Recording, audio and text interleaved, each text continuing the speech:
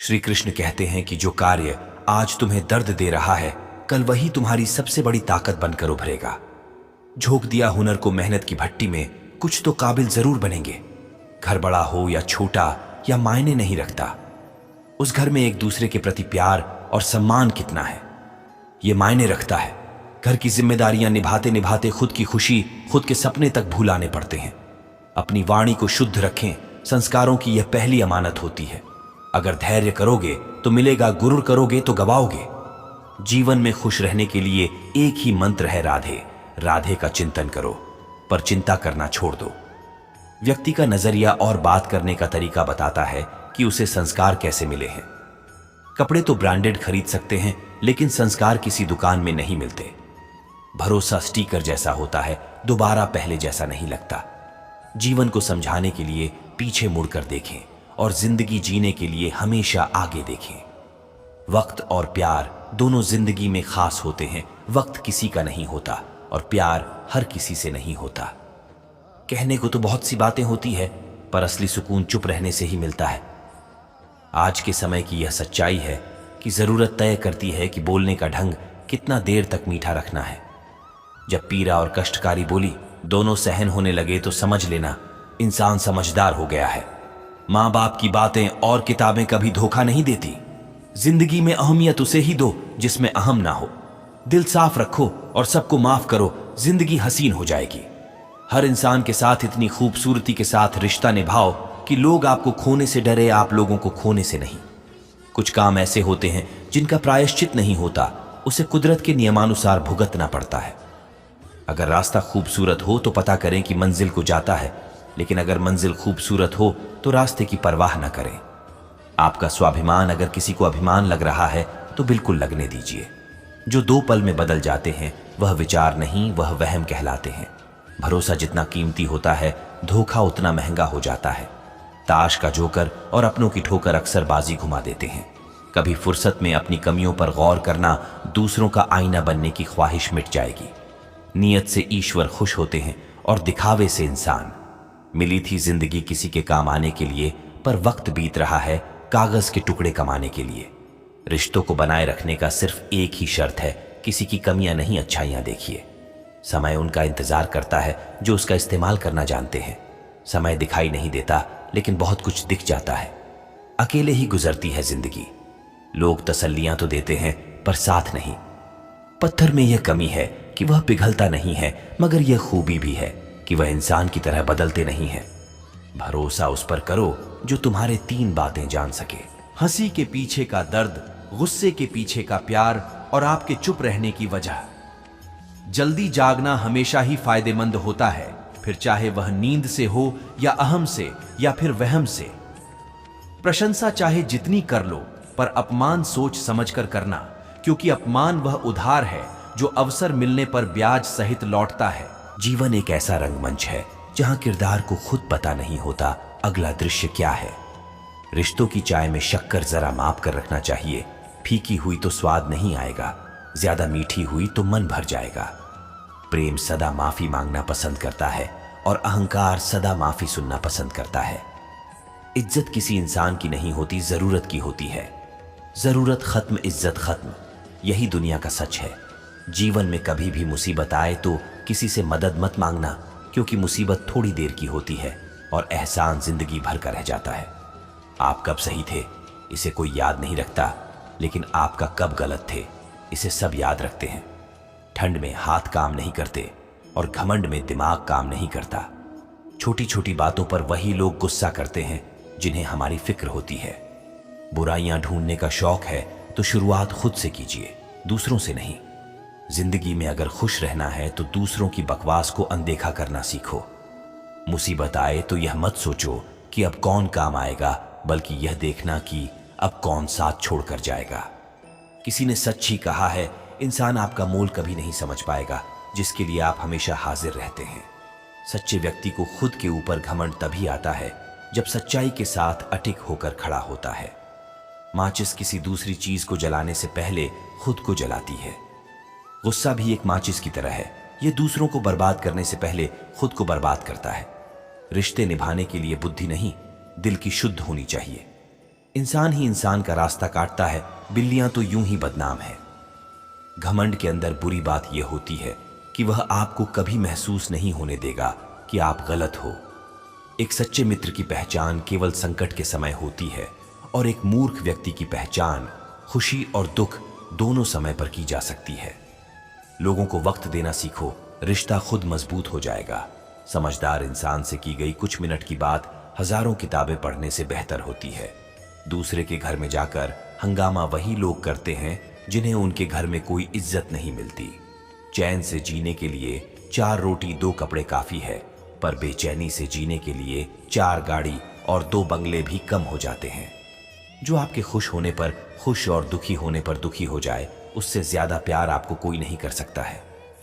जब तक तुम्हारे पास पैसा है, दुनिया पूछेगी भाई तू कैसा है। लोग आईना देखना छोड़ देंगे अगर आईने में चित्र की जगह चरित्र दिखाई देगा तो। कड़वा सत्य, किसी भी व्यक्ति को ज्यादा सुधारना चाहोगे तो आपका दुश्मन बन जाएगा। कड़वा सत्य, किसी भी व्यक्ति को ज्यादा सुधारना चाहोगे तो आपका दुश्मन बन जाएगा। जब कोई नया मिल जाता है तो पुराना रिश्ता ऐसे खत्म हो जाता है जैसे कभी था ही नहीं। छोटी सी होती है यह जिंदगी, से हंस कर किया करो, क्योंकि लौट कर सिर्फ यादें आती है, वक्त नहीं। जिनको खुद के ऊपर हौसला होता है वह अक्सर दूसरों के हाथ के नीचे इतराया नहीं करते। पैरों में लगने वाली चोट हमें संभल कर चलना सिखाती है, वही मन में लगने वाली चोटें हमें संभाल कर जीना सिखाती है। एक गांव में एक जमींदार था, उसके पास बहुत सारा धन था। 200 बीघा खेत, अनेक गायें, 10-12 बगीचे और एक बड़ा सा तालाब था। अनाज से उसका घर भरा रहता था, बर्तन भर के दूध, दही, घी रहता था। 100 टोकरी रोज बगीचे से फैल आता था। तालाब में अनगिनत मछलियां थी। जमींदार को चारों तरफ से ही धन आता था। बगल के गांव के लोग भी उससे अनाज, फल, मछलियां आदि लेने आते थे। उसे किसी भी चीज की कमी नहीं थी। उसका जीवन एकदम आराम से चलता था। जमींदार का एक बेटा था, राम प्रसाद। जमींदार के मरने के बाद कामकाज का सारा जिम्मा राम प्रसाद पर ही आ गया। उसे घर बैठे सारी सुविधा मिल रही थी। वह बहुत खुश था। कुछ दिनों बाद धीरे धीरे उसके धन में कमी होने लगी। अन्न भंडार खाली होने लगा। गायें का दूध कम हो गया, बगीचे से फल मिलने बंद हो गए, तालाब से मछलियां गायब होने लगीं और राम प्रसाद दुखी और परेशान रहने लगा। धीरे धीरे उसका तबीयत भी खराब होने लगा। उसकी तबीयत के बारे में सुनकर उसका हाल पूछने के लिए गुरुजी उसके घर आए। राम प्रसाद ने उनका बहुत अच्छे से स्वागत किया और सेवा में कोई कमी नहीं छोड़ा। लेकिन गुरुजी बिना बताए समझ गए कि राम प्रसाद ठीक नहीं है। वह अंदर ही अंदर बहुत परेशान है और उसी वजह से बीमार भी पड़ा हुआ है। फिर भी उन्होंने राम प्रसाद से पूछा, क्या हुआ राम प्रसाद, सब ठीक तो हैं? तुम बहुत उदास लग रहे हो। तब उसने कहा, क्या बताऊं गुरुजी, कुछ समझ नहीं आ रहा। मेरा सारा धन दौलत खत्म होता जा रहा है। इसी की चिंता से मैं बीमार हो गया हूं। अब आप ही कुछ उपाय बताइए जिससे मेरा धन दौलत पहले जैसा हो जाए। तो गुरुजी ने कहा कि तुम चिंता मत करो, सब ठीक हो जाएगा, सब पहले जैसा हो जाएगा। सबसे पहले तो मुझे अपना दिनचर्या बताओ। तो राम प्रसाद ने बताया, गुरुजी, चिंता के कारण रात में जल्दी नींद नहीं आती, इसलिए सुबह देर तक सो जाता हूं। फिर स्नान करता हूं, उसके बाद भोजन और फिर दोपहर में सो जाता हूं। फिर जब सोकर उठता हूं तो शाम के समय अपने मित्रों के साथ बिताता हूं। फिर रात को जब बिस्तर पर जाता हूं तो वही चिंता सताने लगती है, इसीलिए मुझे सोते सोते देर हो जाती है। गुरुजी ने कहा, क्या कभी अपने खेतों में घूमने जाते हो या नहीं? तो उसने बताया, नहीं गुरुजी, मैं कभी नहीं जाता। मेरा सारा काम मेरे नौकर चाकर करते हैं। गुरुजी समझ गए कि अपने कारोबार का देखभाल न करने के कारण इसकी यह बुरी हालत हुई है। उन्होंने राम प्रसाद से कहा कि मेरे पास एक उपाय है। यदि तुमसे यह काम हो जाएगा तो तुम्हारी धन दौलत दोबारा वापस आ सकती है। राम प्रसाद ने तुरंत हां बोल दिया।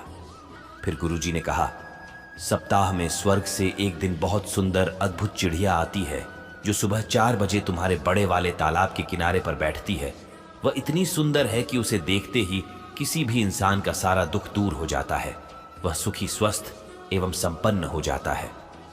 एक बार फिर तुम उसका दर्शन कर लोगे तो तुम्हारा सब दुख दूर हो जाएंगे। तुम एकदम पहले की तरह स्वस्थ हो जाओगे और तुम्हें कभी भी धन की कमी नहीं होगी। सबसे पहले तुम्हें सुबह उठकर अपने भंडार घर, गौशाला, खेतों, बगीचों को प्रणाम करते हुए तालाब के पास पहुंचना है। वहां सप्ताह में किसी भी दिन तुम्हें वह स्वर्ग वाली चिड़िया दिखाई दे सकती है। गुरुजी इतना बोलकर अपने घर वापस चले गए। गुरुजी इतना बोलकर अपने घर वापस चले गए। दूसरे दिन रामप्रसाद सुबह 4 बजे उठकर सबसे पहले अपने अन्न भंडार की तरफ गया। वहां उसने देखा कि उसका एक नौकर 4 आदमियों के साथ भंडार घर से चावल की कुछ बोरियां निकालकर वहां खड़ी बैलगाड़ी पर लाद रहा है। तब वह नौकर रामप्रसाद को देखा तो डर के मारे थर थर कांपने लगा। उससे माफी मांगने लगा। रामप्रसाद ने उससे चावल की बोरियां ले ली और उस नौकर को निकाल दिया। फिर वह बगीचे की ओर गया। वहां जाकर देखा कि बगीचे की रखवाली करने वाला अपने पूरे परिवार के साथ टोकरी में फल भरकर अपने घर की ओर ले जा रहा है। और जब वह अचानक रामप्रसाद को देखा तो उसके होश उड़ गए। रामप्रसाद ने उसे भी नौकरी से निकाल दिया। जब वह अपने खेतों में पहुंचा तो देखा कि गांव के कुछ लोग खेतों से अनाज के गट्ठर अपने सिर पर लेकर जा रहे हैं। रामप्रसाद ने देखा तो लोगों से अपना अनाज का गट्ठर वापस रखवाया और उन्हें एक कड़ी सजा दी। इसके बाद वह तालाब के पास पहुंचा। वहां कुछ लोग तालाब में जाल डालकर मछलियां पकड़ रहे थे। रामप्रसाद को देखते ही वे लोग जाल छोड़कर भाग गए। रामप्रसाद बहुत देर तक उस चिड़िया का इंतजार किया, लेकिन वह चिड़िया उसे कहीं नहीं देखी। फिर वह वापस अपने घर आ गया। रामप्रसाद अपने पुराने नौकर को निकालकर दूसरे नौकर को काम पर रखा। दूसरे दिन वह अद्भुत चिड़ियों को देखने निकला। उसने देखा कि भंडार घर के सारे नौकर सो रहे हैं, कोई काम नहीं कर रहा है। फिर उसने सबको जगाया और सबको अच्छी तरह से कम करने के लिए कहा। इसी तरह सभी जगह घूम घूम कर देखा और सबको अच्छे से कम करने को कहा। तीसरे दिन जब वह सुबह बाहर निकाला तो देखा कि उसके सारे के सारे नौकर बड़ी लगन से काम कर रहे हैं। कोई भी नौकर आलसपन नहीं दिखा रहा है। लेकिन उस दिन भी वह अद्भुत चिड़िया दिखाई नहीं दी। अब उसके यहाँ काफी दूध, फल और अनाज होने लगा। 1 हफ्ते के अंदर ही उसके घर की स्थिति में काफी सुधार हो गया। सब कुछ हरा भरा हो गया। गायें अधिक से अधिक दूध देने लगी। खेतों में फसल नहलाने लगे। तालाब में भी मछलियां दिखाई देने लगी। लेकिन अभी भी वह चिड़िया दिखाई नहीं दी। एक दिन गुरुजी रामप्रसाद के घर आए। रामप्रसाद ने उन्हें खुशी खुशी स्वागत किया। इस बार उसके चेहरे पर उदासी नहीं, खुशी दिखाई दी। गुरुजी ने उससे पूछा, कैसे हो रामप्रसाद, कैसे काम चल रहा है? और स्वर्ग वाली चिड़िया दिखाई दी कि नहीं? रामप्रसाद ने गुरुजी से कहा, नहीं गुरुजी, आपके कहे अनुसार सुबह 4 बजे तालाब के किनारे जाता था। 7 दिन हो गया, लेकिन अब तक वह चिड़िया दिखाई नहीं दी। तब गुरुजी ने कहा, क्या तुम्हें पहले से ज्यादा अनाज, फल, दूध नहीं मिल रहे हैं? रामप्रसाद ने कहा, हाँ गुरुजी, यह तो है। ये सब चीज हमें पहले से ज्यादा मात्रा में मिलाने लगे हैं और मुझ में थकावट नहीं होती है और पहले से ज्यादा फुर्ती आ गई है।